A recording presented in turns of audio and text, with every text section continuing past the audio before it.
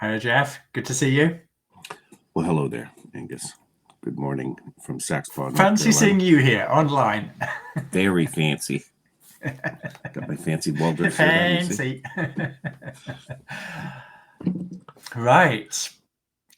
Chapter 2. This is,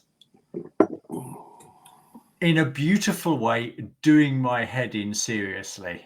And I know that's a contradiction, but we've gotten a bit used to dealing contradictions when we're talking about these things. It's unavoidable talking in contradictions. And I will talk more about this when we talk about Heraclitus specifically. But why do I think this is beautiful and doing my head in at the same time? In this chapter, we've got Steiner talking to us about Heraclitus, Empedocles, Pythagoras, a little bit of Plato, and he is presenting them in a light which is so deeply fascinating. I can't say more than that. We will say more than that, but it's deeply fascinating, and so that's the beautiful part. The doing my head in part is I've been like trying to consume, so like other people's, like talking about Heraclitus and Empedocles and Pythagoras and what's going on there. And it's so amazingly rich. Perhaps the doing my head in bit is similar to when we did the riddles of philosophy, when we touched on the Greek philosophers. In a way, their thinking is so different. It's coming from such a different perspective, but at the same time, there's a spirit about it which is fully engaged, fully sympathetic, fully concordant with a modern way of thinking. And you said you've got this really strange, in one way it's fully absorbable as a modern thinker, and at other times it's like it blows your mind. And it's with the mind-blowing bit parts that's where Steiner's really working with us in this particular chapter, as far as I see it. Yeah. Do you want to comment on anything before I read your first quote? Yeah, as usual, your wonderings and wanderings inspire some focus for me. That is,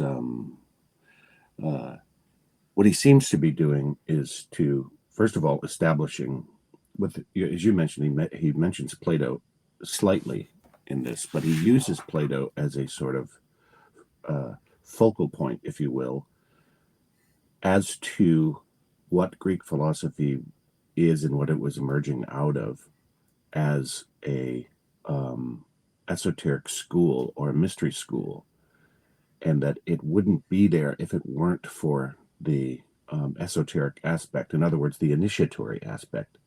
Yeah. That the individuals had to be initiated into the mystery wisdom. And he starts that with Heraclitus here, saying basically he was opaque to anybody who was either not an initiate or not guided through the work as initiate, as with an initiate. So that's a really important fact, I think, because it places Plato, and Plato, in Plato's own words, he quotes Plato as saying, "I'm part of this continuum." So all of our friends in this space who are, metamodernists and integralists and who are Neoplatonic in that endeavor, many of them are. Vervaeke comes to mind. I believe would have to see this as a plausible reality, that Plato was an initiate. And as soon as you start to think about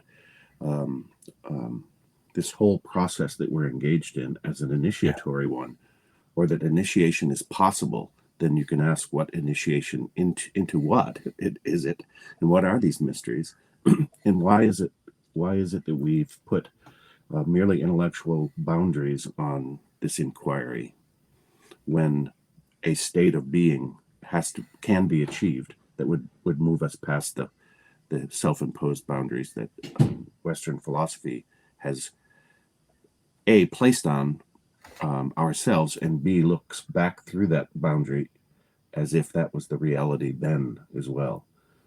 So he's also doing an evolution of consciousness move here in a way, and he does this in interdisciplinary astronomy lectures as well, in which I believe was probably one of the key places where he established the notion of the evolution of consciousness. So this then changes the notion of it throws up then it's a sort of what do they call that, a fruit basket turnover or something like that, that when you have the idea that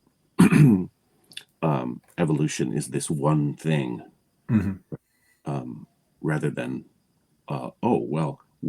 where are we involved in the mysteries as it relates to evolution. That's one thing that I think of in this. And then the other thing is when you were talking about how utterly modern or even meta-modern some of these thinkers were, Heraclitus particularly, and how much their thinking influenced us now in ways that we probably don't even admit, but also where they're familiar in the sense of where we're going, right? And the thing that seems to be missing with Heraclitus, for example, is the mediating factor for Heraclitus, which wasn't there evolutionarily speaking. The persona as the third temple that you were talking about as we prepared for this wasn't quite there yet, right? The mystery as the individual wasn't quite there yet. Yeah. Those are some initial thoughts I have.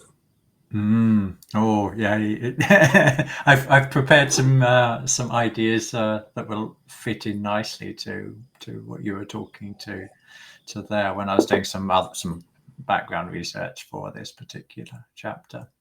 Thank you for that. Okay, shall I start with reading? We've done this. We've done the same sandwich, as it turns out this time. You're the bread and I'm the filling type of thing. So I'll read your bread bit, and then you can tell us about why you selected this particular part, which is fairly early on in the chapter. Whoever receives these things without God receives them seriously as the tombs of God. He should play with them like a child and employ his seriousness to draw out of them the God who sleeps spellbound within. Burning, yes, scorching is the effect which contemplation of the eternal has upon ordinary assumptions about things. The spirit dissolves the thoughts of sensuality. It melts them. It is a consuming fire. This is the higher sense of the thought of Heraclitus, that fire is the archetypal substance of all things. The force physically active in fire lives on a higher plane in the human soul, melting sense-bound cognition in its furnace and allowing contemplation of the eternal to emerge from it. Wow, it's potent stuff. Wow, yes. I didn't realize how potent it was. It was moving as I was selecting those. Do you have the visual of that quote? Oh, sorry. Yes. Yeah. Sorry. It'd be just good to review. Yeah. It was lovely to hear you read it, though, because it forced the imagery process to take over. Yeah, what does he mean here, right? Like knowledge without the divine, say. I'm not a big fan of this term God, so I'm going to use other terms. I just don't know what that means, how it can be put in one word like that. But being I get, and divine I get, and eternal I get, and infinite I get, and these are the thresholds of the mystery, I suppose. The individual even is part of the mystery. And that here we are again with this tombs of God, where God has been, and here I am using the word, but God, the divine masculine, say, has been entombed, and it's in the body of concretized knowledge, say, or exoteric knowledge, and this idea that the spirit is this sort of consuming fire, or this of course, the later instantiation of Christianity would have hell as a lake of fire. If the consciousness were exoteric, if it was an exoteric religious exercise that then ended up as the birth parent of natural science, as completely exoteric and merely intellectual object-subject dualism, then of course the threshold, on the other side of the threshold, it would seem consuming, right? Rather than being the person who's taking these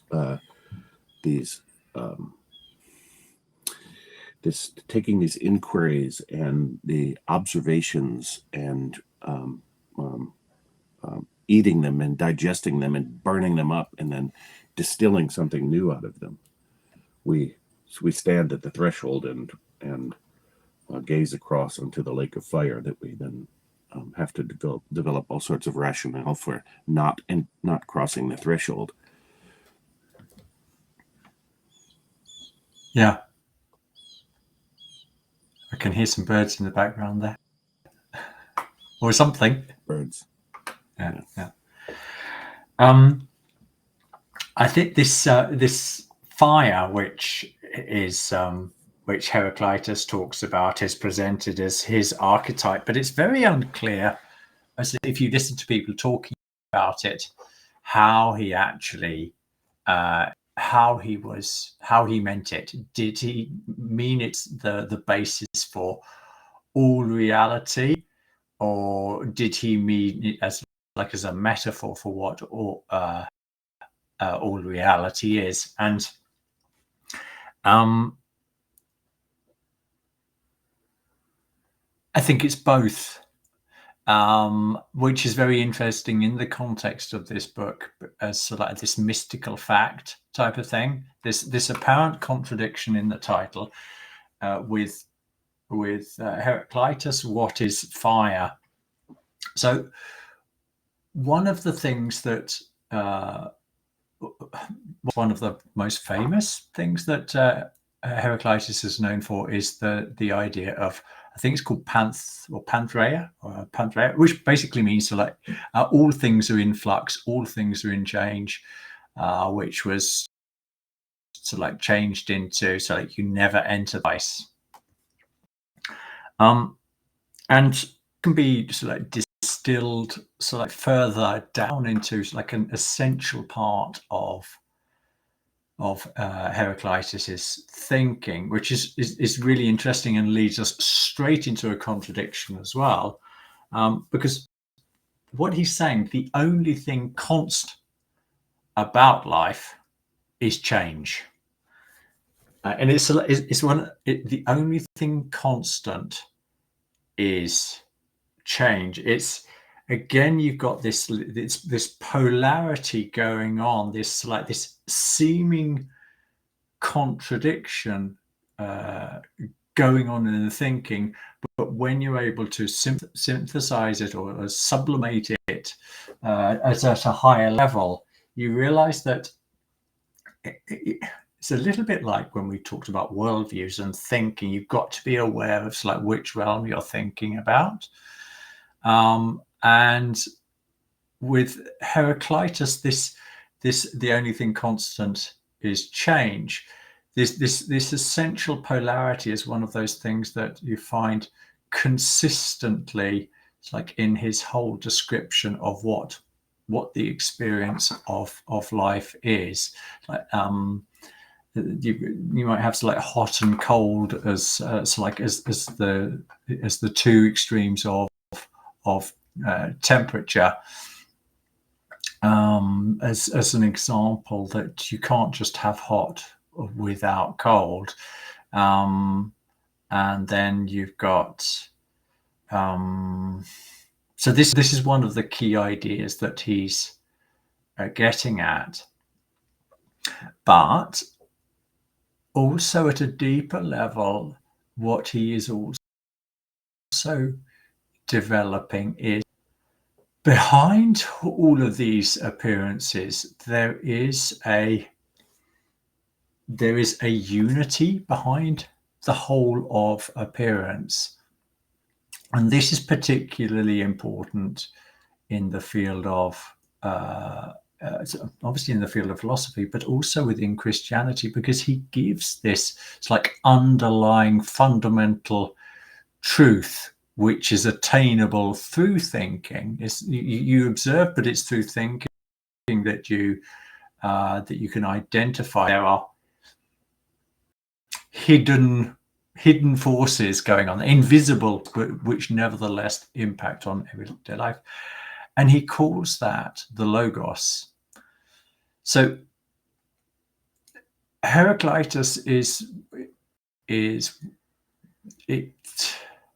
certainly the first thing, because if not the first thing in ancient Greece, to be positive idea that behind the reality of the senses, there's a deeper reality, and that if we want to understand, it's like what experience is, the experience of the senses, but they can also be the experience of like the inner life, then it means connecting with what he calls logos. And this is the same logos which is at the beginning of John.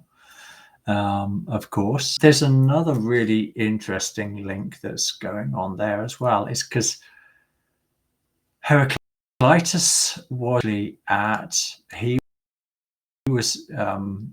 school of the school of, you can call it the school of Artemis, or you can call it at Ephesus. And of course, John, the writer of the Gospel of St. John, is also like 500 years later. He's in exactly that same region, using the logos as, he introduces the first chapter of the Gospel of John within the logos, and or the word. In the beginning was I'll say it with the word because I'm so used to saying it like that. In the beginning was the Word, and the Word was with God, and the Word was God. So you've got this hugely influential Steiner, actually, as we saw in our recent discussion with about the astronomy course. Steiner actually makes this provocative statement that Heraclitus is more important than both Plato and Aristotle. And I'm beginning to suspect he might have been meaning it in this sense, that Heraclitus is one of the first peoples in ancient Greece, the truth of the logos. And then that tradition carries forward, and then in John it's brought to, it's like a new, it's intimately linked to what Christ is, what Christ represents for the world. And just to build on one other part of that, this logos as like the foundation of reality, that which is like the creator of absolutely everything, that which was with God in the beginning.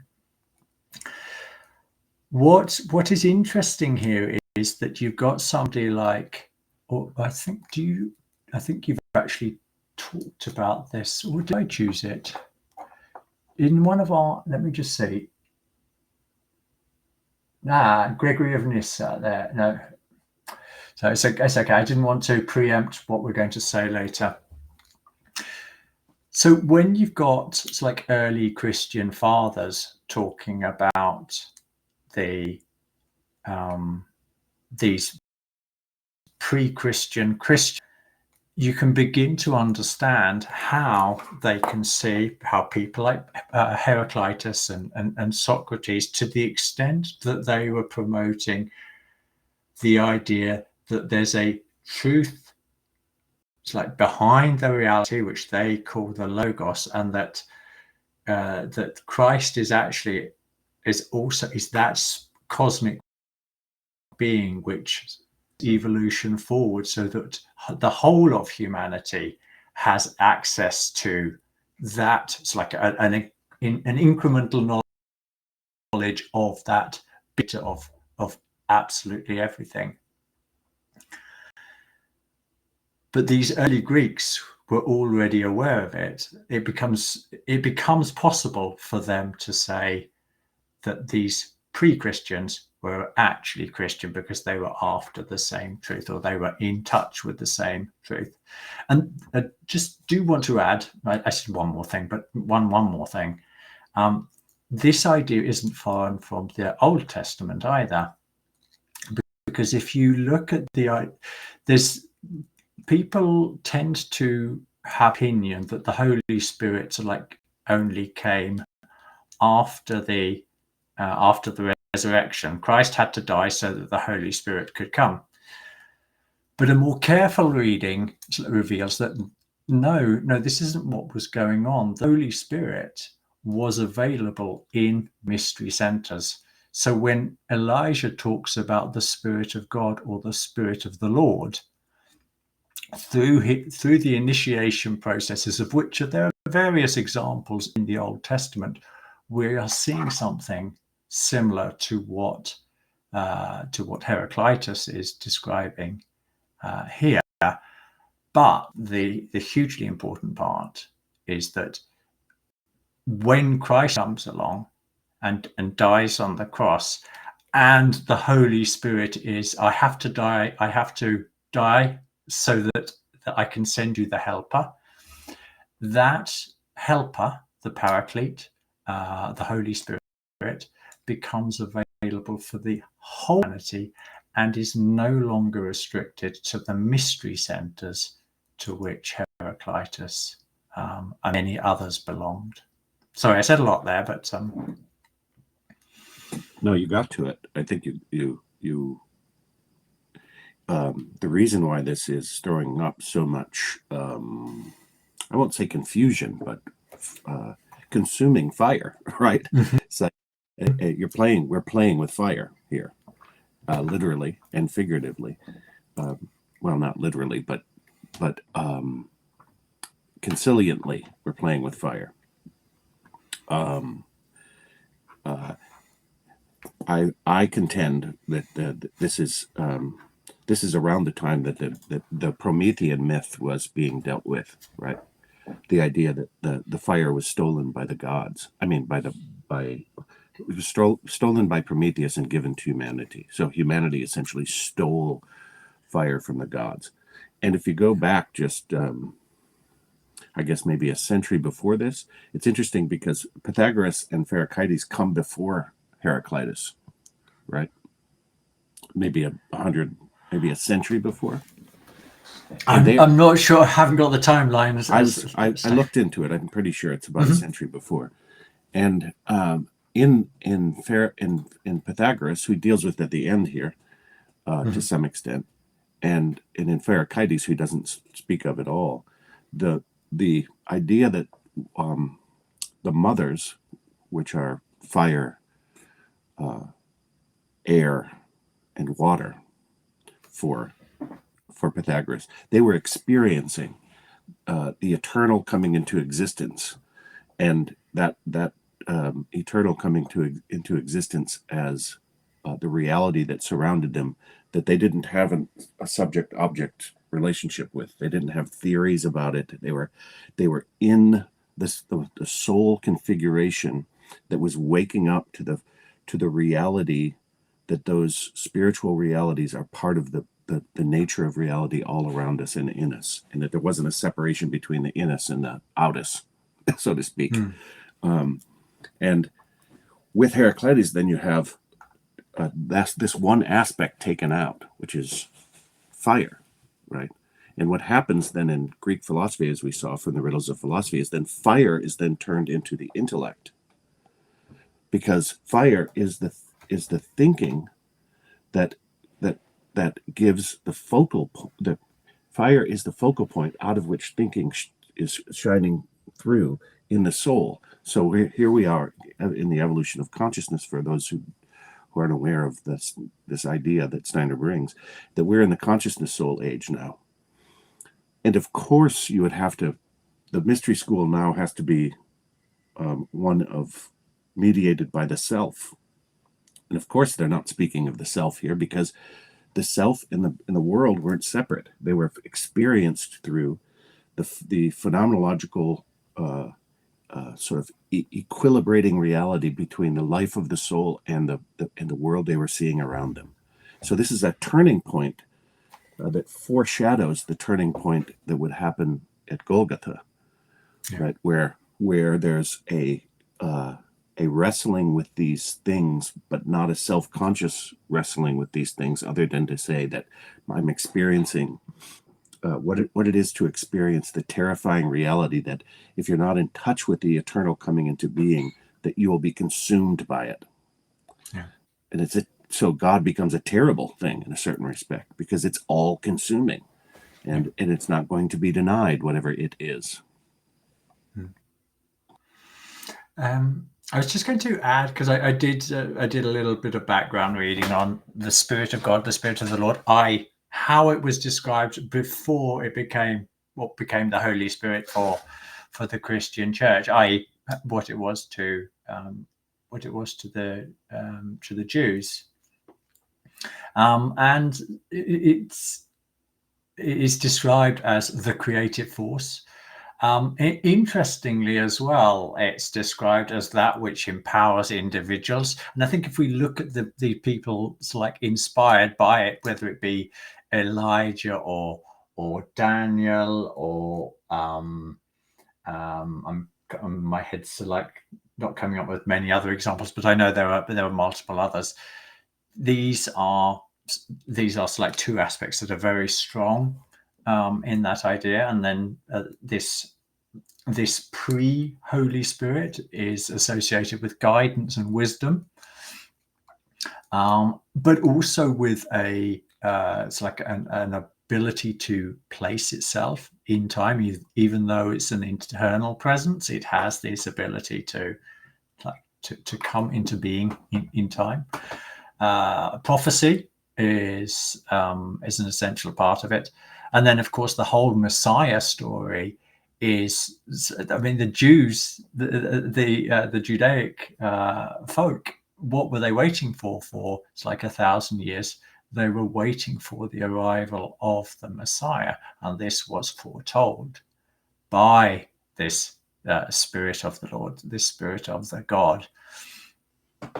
So I think it's really rich and interesting to consider that. Obviously, the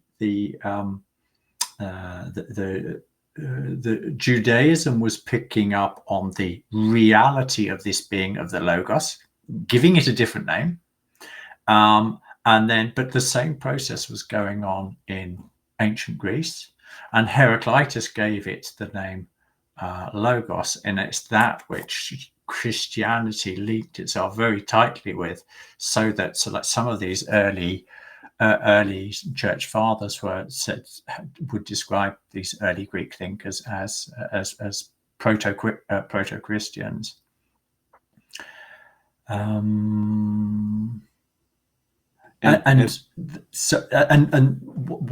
least why that's important for me when I'm telling this story to myself is that it's not just this popping into the existence. This whole idea that the New Testament is unthinkable without the Old Testament, because the Old Testament talks about the waiting and the preparation for this event. That's like the mystery of Golgotha, and why Christianity is, from a certain perspective, fundamentally different in character to all other religions, because it's not about, it's like in this mystical fact sense, it's not about a teaching, it's about an event that happened in the world.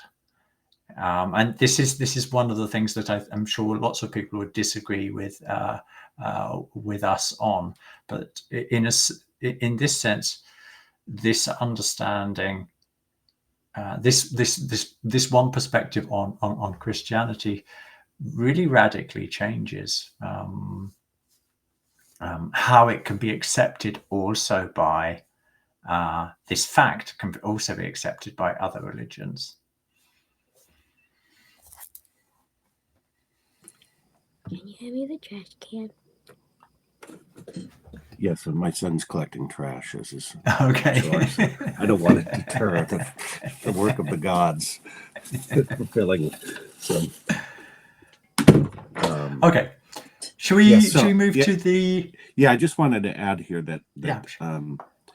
That the time is nigh, say, and that the reason why he selects the Greeks as opposed to going into the Old Testament and looking at the foreshadowing of the waiting, like the all world religions previous to Christianity were in a sense talking about this trajectory, say, through the eye of a needle, so to speak, going back to Zoroastrianism and Hinduism, and you can find the coming of the Logos, right, and tracking it like through the night sky, tracking. Yeah. And what's going on here too is that this consuming fire and this creative relationship with this consuming fire, so it doesn't become consuming. So that they talk about Hades and Dionysus being one, being a unity. Yeah. That's the fulfillment and enjoyment of life, as well as the torturous entombment in matter, so to speak, are a creative tension that need to be dealt with in harmonically, right?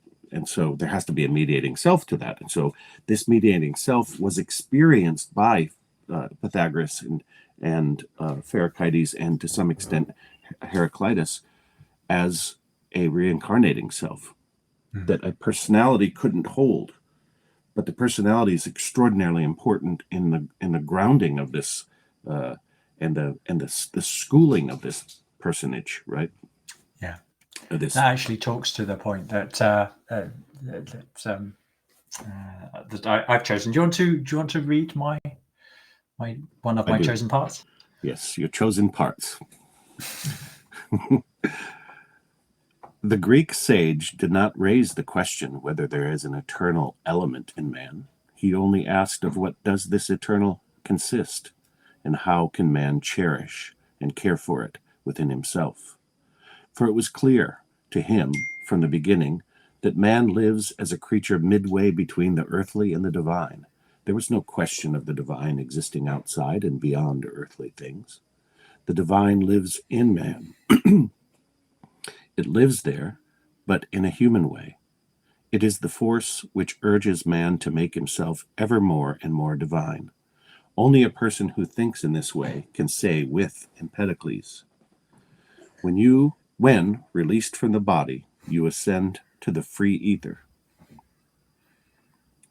When released from the body, you ascend to the free ether. You will become an immortal god, escaping death. What can happen to a human life from such a point of view? It can be initiated into the ordered cycle of the eternal. Forces must be present in it which are not brought into development by a purely natural life.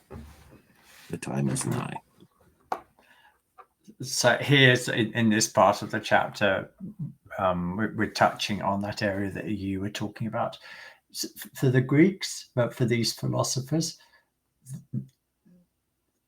because they weren't so deeply embedded in materialism, and obviously a lot to do with tradition as well, but also because of the way they saw the world, they were in a position that very few people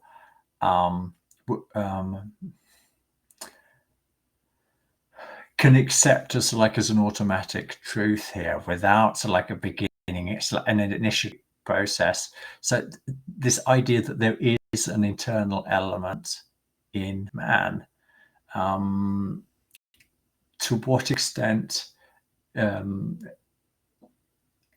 what can I say?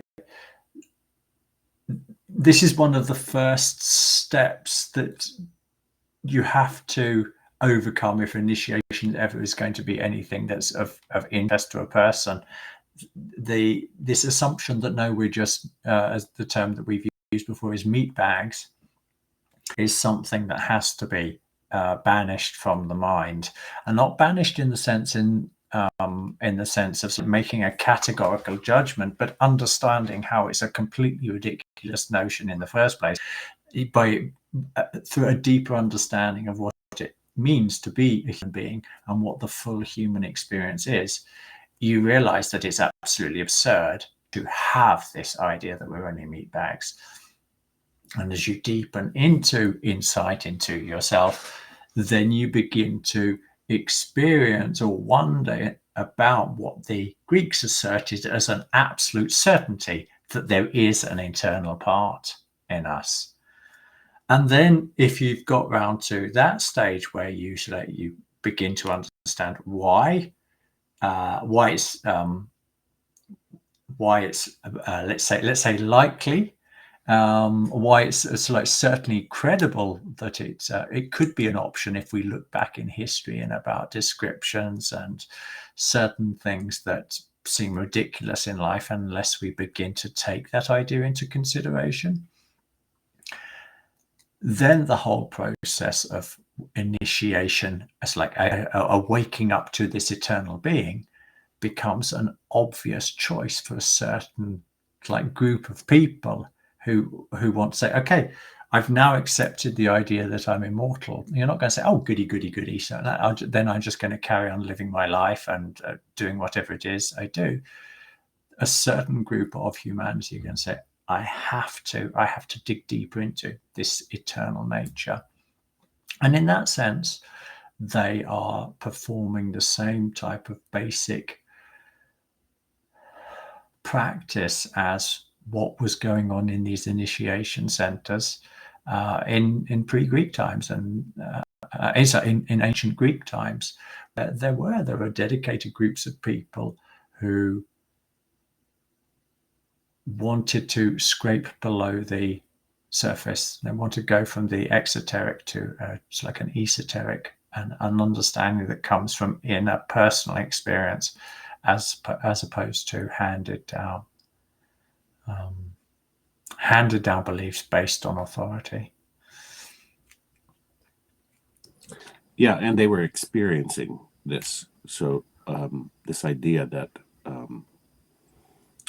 I love that you brought in tradition a little bit there, because it's not about the exoteric tradition, but there was a tradition of experience that people could convey to each other if people had readied themselves to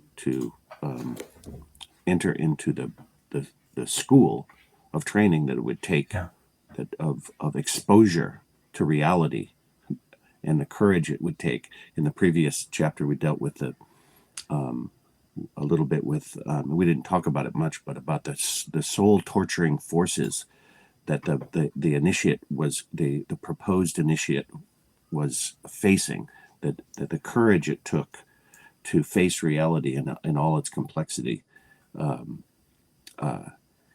to be ready for it, to be ready in the soul for it. And you never think you're ready for such a revelation of reality. You think it's going to destroy you, and for good reason. And that's why they were mystery schools, and that's why they were secret. That's why they kept them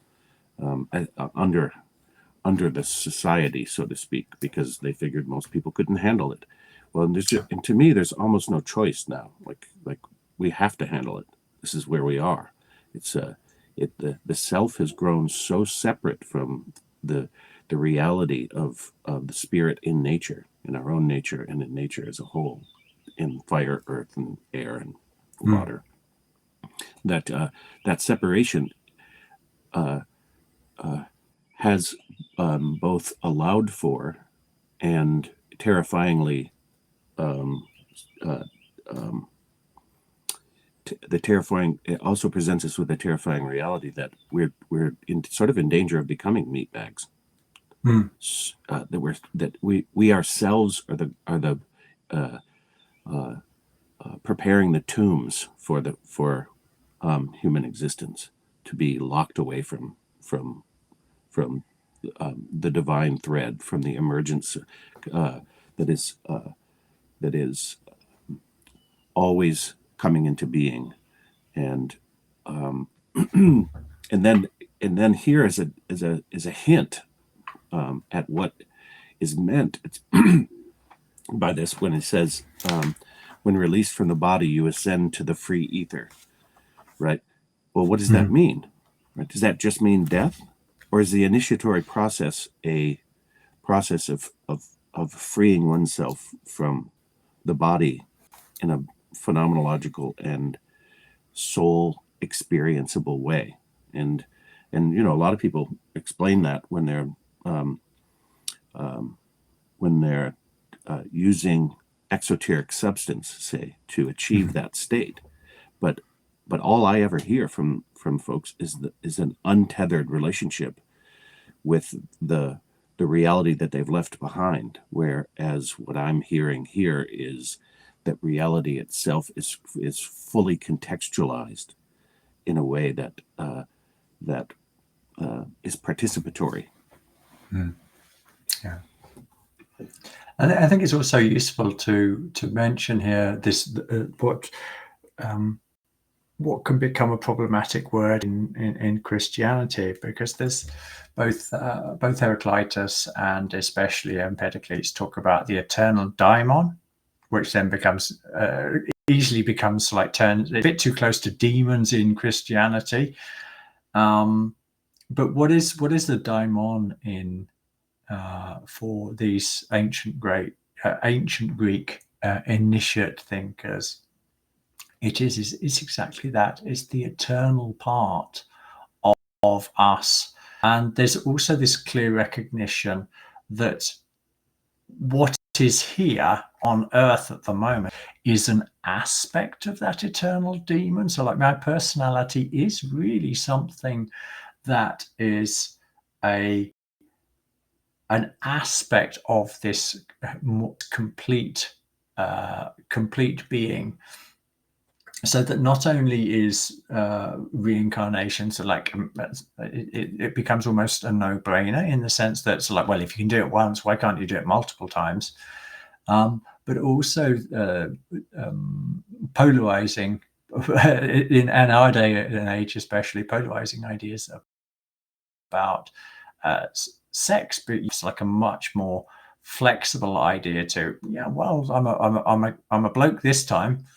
Who knows whether I was a man or a woman last? We don't, until we get further into initiation, we can't even know those type of things about who our previous incarnations were. But one thing is for certain, so that they'll have been like quite different from, in many ways, from like the current personality that I am now. Anybody familiar with like Jungian psychology will recognize like this. So there's this like this idea that there's this self which is so much greater than what's on the surface, what's at a conscious level here. That is, we are a lot more complex and a lot more interesting beings than, so like, even though we think we're pretty interesting, it's like in this life, we're a lot more so. Yeah, and in this section of the chapter, he's also dealing with this with the meat and bones of what you're talking about, with the sinew, with the way it's all connected, right? And embodied, so to speak, that we're experiencing, we're beings who are experiencing, as these between beings, we're experiencing We are immortal beings experiencing the mortal. Yeah. In other words, mortality. And we're mortal beings experiencing the eternal. So we're in the middle of this. You just get this, like, where are we in history kind of Kermit the Frog coming to you from pre-Christian times. And we'd like to talk to Heraclitus about struggling with the soul between the immortal and the immortal, right? And this is starting to awake. But it's not there yet. That's another thing about this is, right, this is all getting set up for what it is to become a person, what it is to what the relationship of self and soul in person is, and why it's an individual to individual responsibility to take up, and why it also affords a collective awareness when the body is released, when one is released from the fetters of self-imposed materialism. I would say, like, we have the choice. Yeah, and also I think it could be interesting to sort of view these. And this is perhaps stating the obvious, but view these Greek thinkers really as pioneers, in the sense that they are fully conscious of something we are slowly becoming conscious of now. They did it in different conditions when the world was at a different stage of evolution. But nevertheless, the fruits of what Heraclitus, Empedocles, and Parmenides, what they arrive at, as we move forward with our own understanding of what we are as human beings, this is where we're going to. This is where we arrive at, or this is certainly if you found that anthroposophy is it's like intimately related to your path, then these fundamental concepts become an essential part of the belief, your own belief of what your true nature is. And in that sense, I think it's like so invigorating to read these ancients, or hear other people talking about these ancients. There are many good videos out there on YouTube where people do this, and the richness of the ideas, and so living in that world which they took. I am an eternal being living in a distance. So it's I find that useful anyway. Okay, should we to the next one, which was The Pythagorean said to himself, "The senses show material phenomena to man, but they do not show the harmonious patterns which the objects obey. Rather, the spirit of man must first find these harmonious patterns within himself if he wishes to behold them outside in the cosmos. The deeper sense of the cosmos, that which reigns in it as eternal law, abiding necessity, becomes apparent as a present reality in the human soul. In the soul, the meaning of the cosmos dawns. This meaning does not lie in what is seen, heard, and touched, but in what the soul brings forth from its deep recesses into the light of day." Okay, so I was obliged to. The gods told me to. Now, this part, it's screaming in my head. It's screaming philosophy of freedom. What is it that we have learned in the philosophy of freedom? It's like Pythagoras was like, he wrote the philosophy of freedom. It's like 2,600 years ago. This deep, clear insight in that the truth might be out there, but if I don't create it first, I'll never see it. I've got to create it within for me to be able to recognize it outside. In the soul, the meaning of the cosmos dawns. It's not, I can't just look at the cosmos and understand it.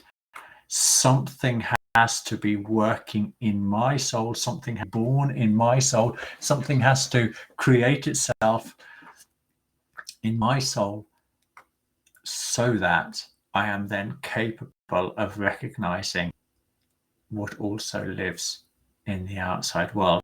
And then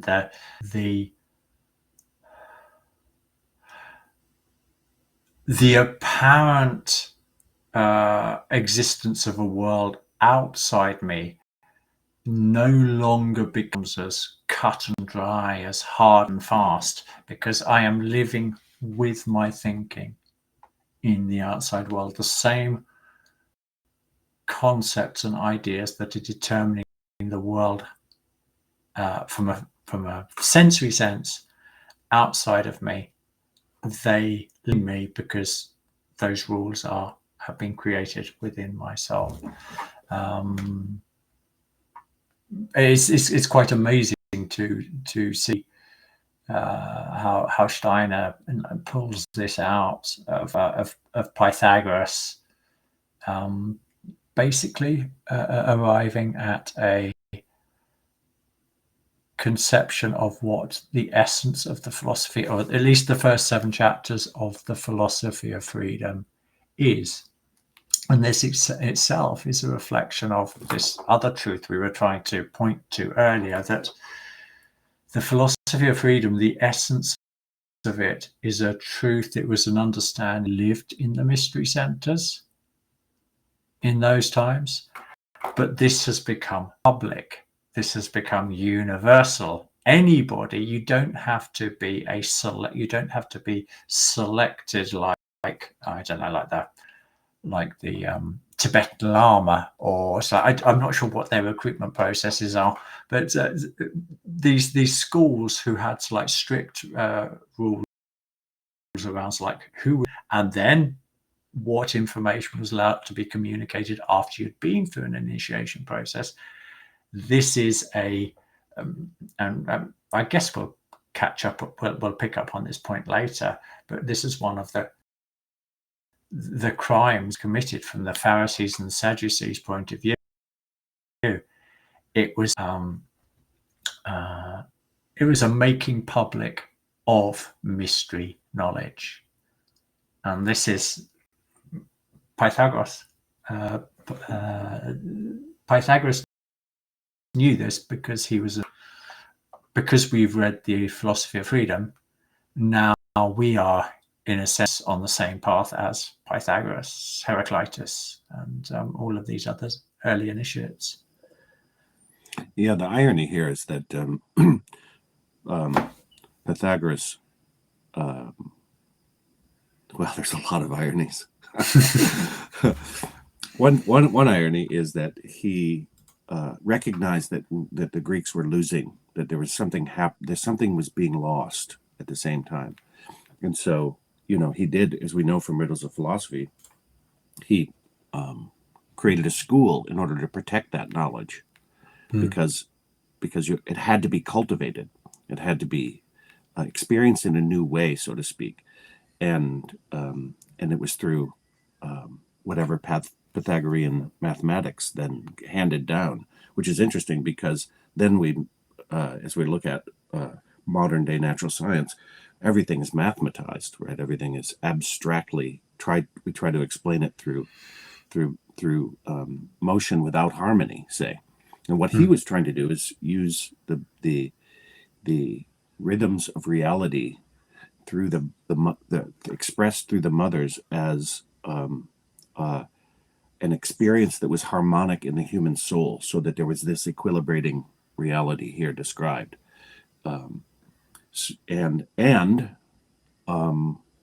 The irony is that he had to privatize that, so to speak, right? He didn't give it to humanity. What humanity got from it was abstract mathematics, essentially, right? And this is this is a pretty key moment, because what you were describing is a different state of consciousness that we are in now. When we have to strike that harmony ourselves. And it's also interesting that Plato, is it Plato that had, sort of as a don't enter here, unless you've learned geometry, don't or enter my maths. school, and can't enter the academy unless you know mathematics. And this is what he was talking about. He's talking about the Pythagorean experience of an internal readiness to be to be able to attune oneself right, with the rhythms of nature, which is what the meaning of the maths is, right? It's how we make music. It's how we tune our instrument of the soul. And so I find some really interesting. You see some thoroughly modern influences happening here. I'd like to come back to that maths part, because it is really interesting. Like you say, it's like if you haven't learned maths, or there's no room for you at in the initiate school. And I'd like to connect that with the bit that we read earlier, which is about the spirit dissolves the thoughts of sensuality, it melts them. It's a consuming fire. This is the highest sense of thought of Heraclitus. That fire is the archetypal substance of all things. And there's this idea, which you also find like deeply embedded in Oriental thinking, is the idea that if you're going to get closer to this logos, it's like the underlying truth that's moving and shaping the universe, then actually for a while you have to avoid the poison of the senses. You have to burn off the sensual impressions with fire. And you've got all of this type of imagery for it's like the deceptive nature of reality. These are all integral parts for understanding that as a different relationship that you need to assume for a while, only for a while, until you can create that clarity, and then you have a freer relationship between the two poles. And connecting that to mathematics is this idea of how mathematics is it's thinking that can be done without direct reference to physical phenomena. So if you add 50 plus 50, you don't in your head have to go, okay, I've got 50 beans here and I got 50 beans here, and it's like you don't have to do that, because it's become a purely conceptual activity. And this was at least part of the reason why it was so important. It's a recognition that thinking is disconnecting itself from the experience of the senses, so that it can find what is hidden behind the senses. So I do think it's and is a similar relationship with geometrizing as well. The need for and the importance of geometry, that we can have these perfect forms in geometry which we can work with, which actually you never find in reality. You always find approximations to a circle, approximations to a right angle, but never it's like the conceptual, the exact, fully reconcilable with the concept. Yeah, I want to pick that up because what you're talking about is a kind of sense-free thinking, right? And this is actually just what you said. And I'm here to share the good news that you don't have to do maths in order to deal in concepts that are not bound to senses. And this is why it is at least plausible, say, to attend to what esoteric thinkers have in the modern age have bring back from their research, from their efforts, say, is it's a readying of the soul. If you can entertain concepts that don't have a connection with a particular set of sensory phenomena. In other words, you're not trained without any agency yourself to think in a system that is ordered by the objects around you. It's not order at all. It's just the way they appear in space, so to speak. Then you're already freeing yourself and readying yourself for this deep dive into a reality that then is no longer terrifying because you can negotiate the reality itself. There's that. And then there's also the reality that we live in a religion of sensation right now. The religio is gone from the religion of sensation, but it is where we're fixed. And there's a reason why we're seeing an absolute scourging epidemic of autism in children in our society. You know, it's not it's all of the things that we've described, the endogenous intervention, exogenous intervention into the life processes of children, but it's also a society that demands an idolatrous relationship with that which is the objects in our world. And so we're from the very early age eliminating the neurological relationship with the ability to metabolize that neurological process. And in very occult physiological sense do I mean that. Like if you're again, I go back to Klosek and his work with embryology, and you get this understanding of how the embryo develops. It begins with the one of the things it begins with is the relationship with the gastrointestinal organ system and the neurological organ system coming out of one thing, and then developing a membrane between the two, because it's really important that our sensations aren't the thing we depend on for our independent internal life, right? That is a process that needs to be internalized, and we're going to be forever locked away from the world that we religify as object if we don't have an internal metabolism to deal with it. And we don't. And you see this with a certain kind of autism, and we all have it. So look, I'm not trying to stigmatize a set of people, but you see it because they can never get an internalized relationship with reality, and they have to keep doing things to stimulate their neurological system because they're not able to produce their own dopamine out of their metabolic system. So they never get the sort of sense that they're on the right path, that they're getting some sort of reward for the thing that they're doing in relationship to the world. And so is there a more important time for this to be taken up? I mean, ask any teacher, man, they're getting their asses kicked by the mainstreaming of kids that we're producing at a higher and higher rate. Yeah. Okay, moving to the last quote, which is your quote. Something of the spirit of Pythagoras is contained in the saying of the church father, Gregory of Nyssa. It is said that human nature by itself is something small and limited, but the Godhead is infinite. And how has the infinite been embraced by something so tiny? And who says that the infinity of the Godhead was enclosed within the bounds of the flesh as in a vessel?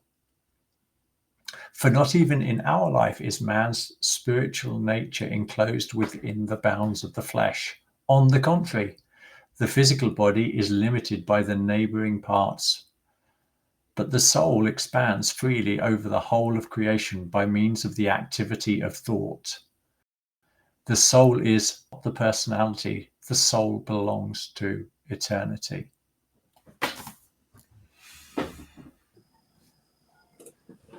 I think we fairly won a discussion on this level, right? If I'm a soul that moves in and out of personalities and physical bodies, and yet depend on the development of that personality to be an expression of the destiny that this soul is here to experience, then the personality is neither an identity that is the only identity that I can hang my hat on, nor is it irrelevant as relates to the creative process of what it is to be a human being, as somebody who is entering into a process of becoming, say. And in that way, the soul belongs to eternity. In another way, the soul is the temporal bit that lives both in eternity and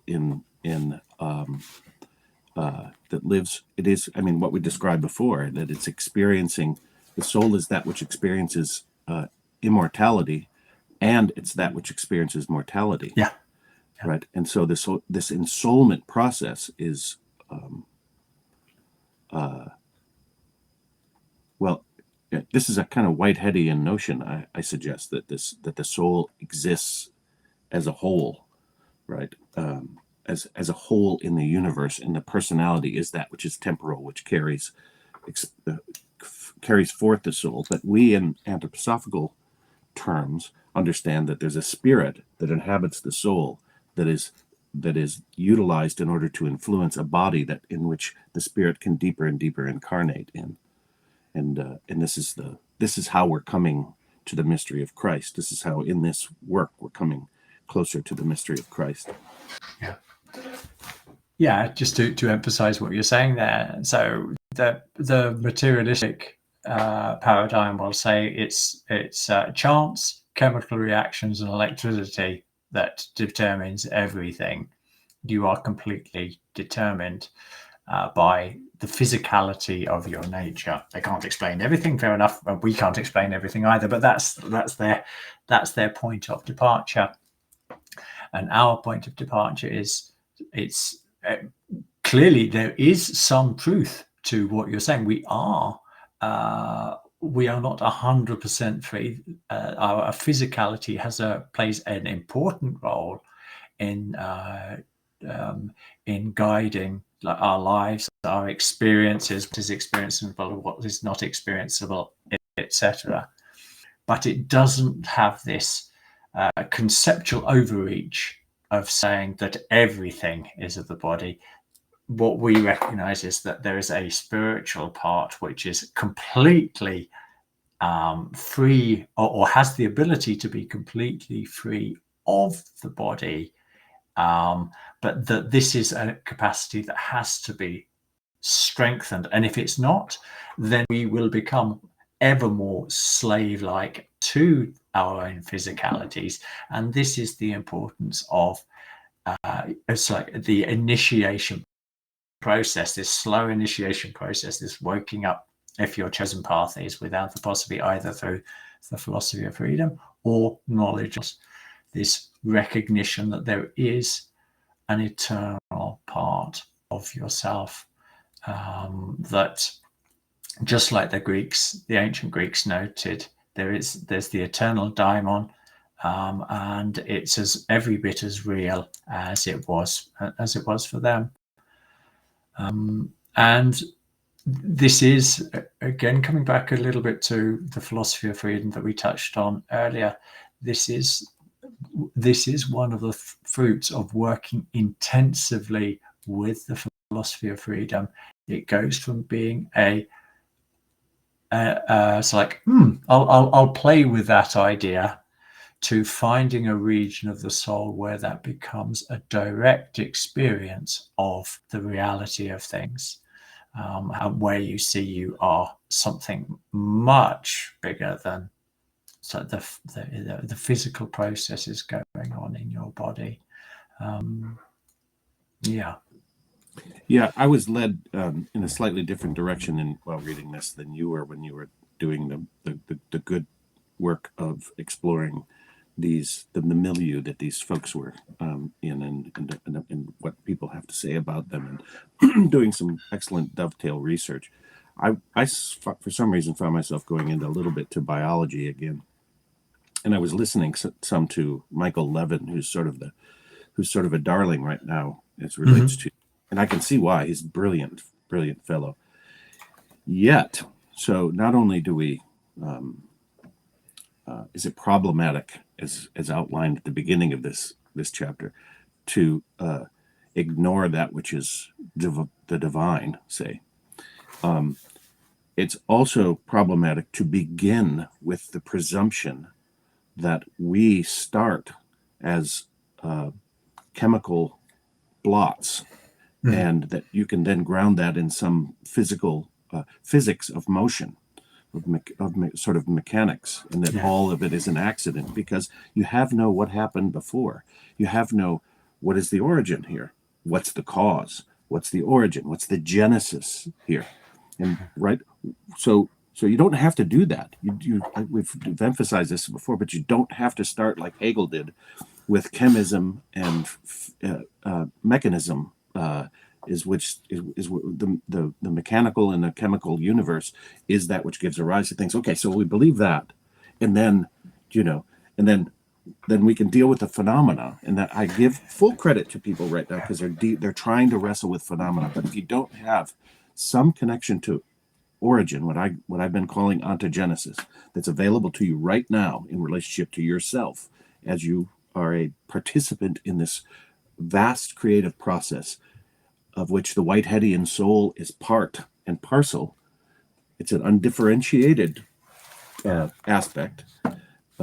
Then you have no spirit to inform you as to the way in which you're informing yourself. I've got to you've dovetailed beautifully to what seems like a random fact, but is actually integral to what you're saying there. So, newsflash, everybody, in case you haven't caught up, it's like within the last couple of weeks ago, because of the James Webb Space Telescope, the universe is no longer 15 billion years old; it's 26 or 27 billion years old. So, change all your textbooks. That certainty that they've been propagating, it's like as an absolute certainty for, I don't know, at least it's probably 50 years or so. I don't know, somebody can correct me on that, but it's been taken as a truth. And all of a sudden, I mean, in the sense that like they got new data, yeah, it's good, you've got to update it, but the certainty that you thought you had, that's just changed. And this is why before we went on air, I said I've been so confused, because I've been looking a lot at sort of like, because we're doing our astronomy course and redshift and quantum fields and all this type of thing. And when you dig deeply into that, you see that again, this is also a topic we've touched on many times. The scientists, because they don't know what thinking is, they're floating on. They think they have like solid foundations, and then their story changes by 12 billion years, which is proof positive that they never were standing on solid ground in the beginning. And not to mention that the whole notion of the Big Bang is absolute nonsense. Right. The certainty out of which people still, they're just ignoring the sort of discovery. Really, it's the unraveling of a worldview, essentially, is what we're seeing. We're seeing it come ripping apart at the seams everywhere. Right. It's happening in biology. Michael Levin himself is in part helping push a revolution in biology. You can see it in genetics.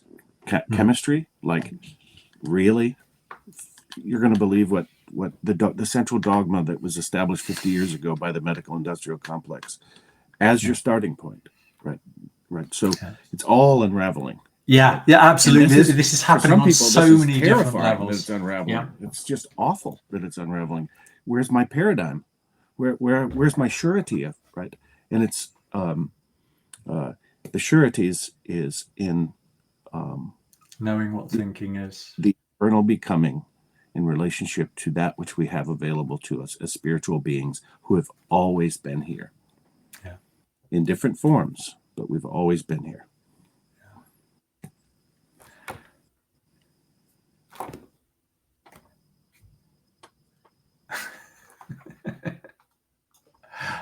Goodbye, folks.